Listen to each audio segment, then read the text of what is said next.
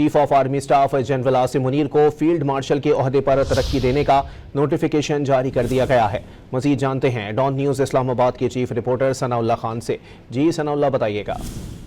دیکھیں، وفاقی کابینہ نے آج سپہر کو ہی یہ فیصلہ دیا تھا اور اس کی منظوری دی تھی، جس کے بعد اب وزارت دفاع نے نوٹیفیکیشن جاری کر دیا گیا، اور اس نوٹیفیکیشن میں بتایا گیا ہے کہ پاکستان آرمی ریگولیشن رولز 1998 کی شک 199A کے تحت جو اختیارات حاصل ہیں، اس کے تحت جو سی ایس ہیں chief of army staff Syed Asim Munir, ان کو فیلڈ مارشل کے عہدے پر ترقی دے دی گئی ہے۔ اب اس میں کوئی مدت یا کوئی دورانیہ کا تعین اس میں نہیں ہوتا، تو یہ اس میں فیلڈ مارشل کے عہدے کی جو تعیناتی ہے اس میں بھی کوئی مدت کا تعین نہیں ہے۔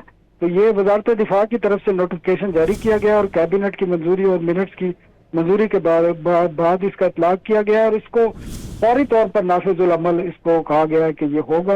تو یہ فوری طور پر ہی ان کا جو سید عاصم منیر صاحب آرمی چیف کو جو ہے فیلڈ مارشل بنا دیا گیا ہے۔ جی بہت شکریہ ثناء اللہ خان۔ نہیں یار